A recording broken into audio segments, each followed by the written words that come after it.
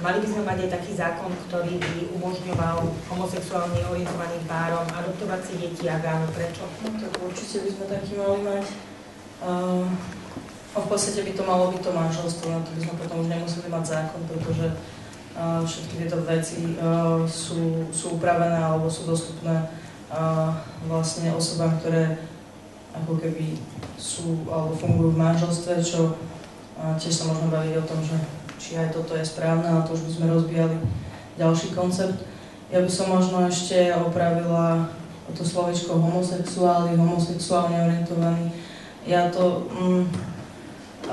nerada vzťahujem na sexuálnu orientáciu, pretože poznáme ešte bisexuálnu orientáciu. Skôr by sme mali hovoriť o tom, že jednoducho, keď sa dvaja ľudia, ktorí to majú v hlave v poriadku, aspoň do takej miery, že vedia si o tom partnerstve rozhodnúť, pokiaľ nie sú do neho nútení, ani pod akýmkoľvek tlakom, sa rozhodnú, že ja budem žiť s chlapom, alebo ja budem žiť so ženou, tak by im to malo byť umožnené. Teraz na Facebooku koluje také skvelé video. Vlastne je to príhovor syna dvoch žien, neviem, jak sa volá ten štát v Amerike, ale ďakujem, z Iovy. A on vlastne argumentuje v prospech uzákonenia manželstiev aj pre rovnakopohlavné osoby. Takže takéto niečo by sme asi potrebovali. Homosexualita, aj keď nemáme to doslova, je od vzniku ľudského rodu, takže je to veľmi stará záležitosť a nebude odstránená. Prečo sa teda nechcú zviditeľňovať, tak na to logické dôvody. Tak vieme, mohli sme tu politikov, ktorí odpovedali na otázku, boli absolútne proti adopciám a čo v prípade, ak už dieťa je vychovávané napríklad v lesbickej rodine, tak že by malo ísť zobraté. Takže máme tu aj takéto prípady. Tak na Slovensku to nie je len otázka proste detí, ktoré vyrastajú rovnakopohlavných alebo s rovnakopohlavnými rodičmi. Na Slovensku je odvaha takmer všetko. Keďže tu máme takú multikultúrnu výchovu na väčšine škôl, takú skvelú sexuálnu výchovu na väčšine škôl, tak v podstate odvahou byť aj rómske dieťa, odvahou je byť dieťa s nadvahou, dieťa s okuliarmi, dieťa s maďarským prízvukom, ale predsa teraz nezakážeme deťom rómskych rodičov, aby mohli vstúpiť do manželského zväzku, ani maďarským rodičom, a to je jedno, hej. Takže keď sme postupovali proste podľa tej logiky, že vlastne ten status tých rodičov je niečo naozaj tak špecifické, ja si nemyslím, že je to na Slovensku až tak špecifické, že to je ten top z dôvodov, ktorý sa spája s tou najväčšou, či už agresiou alebo intoleranciou. To si naozaj nemyslím, tých dôvodov proste na Slovensku je strašne veľa. A už len taká šikana na školách sa deje z milión rôznych dôvodov, ale proste odpoveď nemôže byť, že my musíme čakať na to, aby sa to nejak samo od seba zlepšilo a až potom proste môžu také deti vôbec existovať. Odpoveď, že my musíme riešiť proste akutnosť toho, že takéto veci tu vôbec existujú. Už sú štáty, ktoré majú tam aj 10 rokov povolené adopcie rovnakopohlavnými pármi. Nielen teda Švédsko, ale aj štáty v Spojených štátoch amerických. Bolo vykonané množstvo výskumov, naposledy, čo boli zverejnené aj v správe komisára pre ľudské práva Rady Európy. On tam zhrnul niektoré posledné výskumy zo Švédska a aj z Holandska a podobne. Nezistili absolútne žiadny rozdiel medzi deťmi vychovávanými heterosexuálnymi pármi a deťmi vychovávanými rovnakopohlavnými pármi.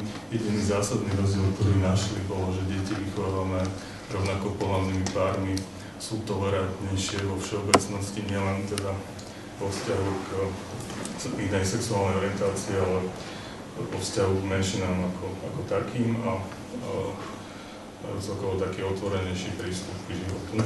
Ja si fakt nemyslím, že kvôli gay prideu by nejaký heterosexuálny chalan alebo heterosexuálna baba vliezli do nejakého vzťahu s rovnako pohlavnou osobou a riskovali tým, že môžu dostať hlavne tí chalani niekde po hube, keď pôjdu večer domov z diskotéky, že by tým riskovali len tak proste v prípade, že by to nebola pravda, že by to tak necítili príkoria coming outu v rodine alebo medzi známymi v škole, to je jedno.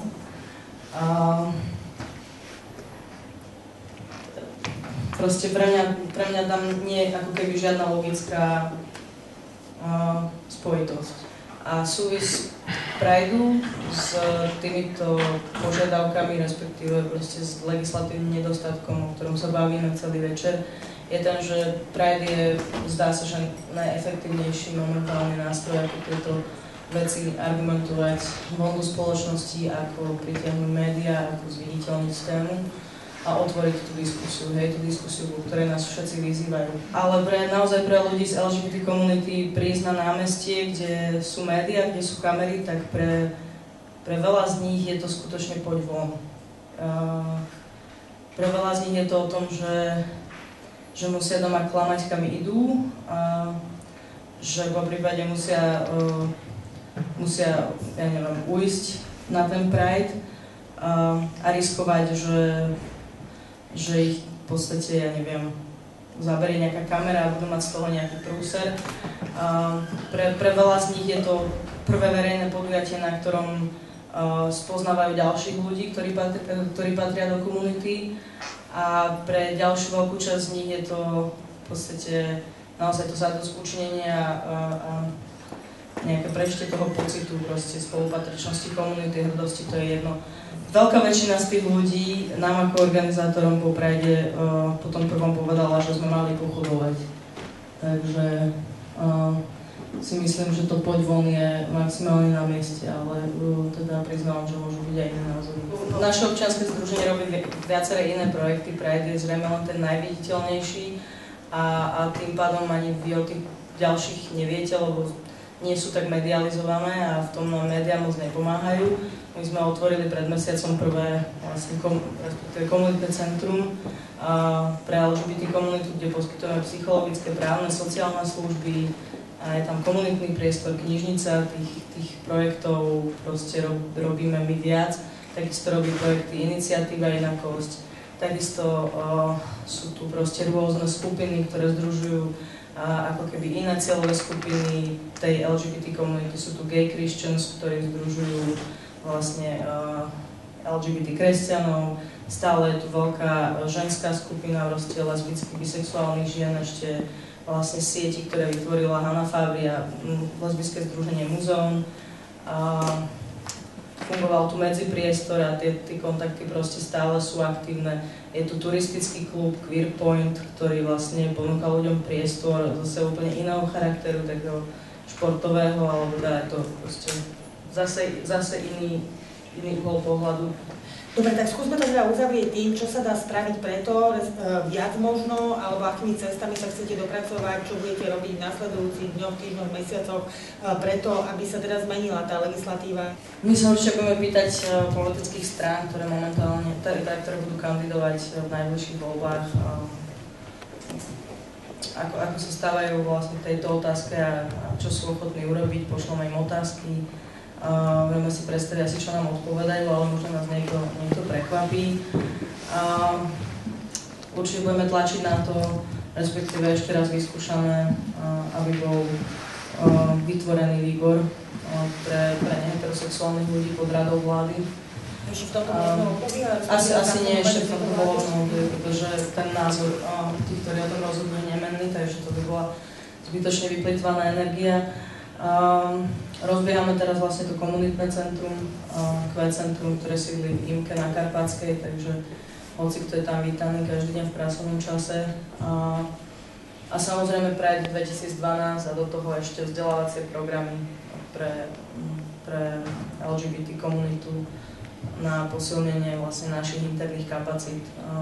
To je vlastne všetko, čo momentálne 5 ľudia môžu podľa mňa stihnúť. My tiež budeme sa snažiť spolupracovať s politickými stranami v rámci tohto predvolebnej tvorby volebných programov a potom nového, prípadne nového programového vyhlásenia vlády a podobne. Najbližšou takou akciou, ktorú organizujeme, bude vo februári LGBT History Month, čo je taká séria kultúrnych podujatí. Aby to dali vrcholi diskusiami o gay umení a o histórii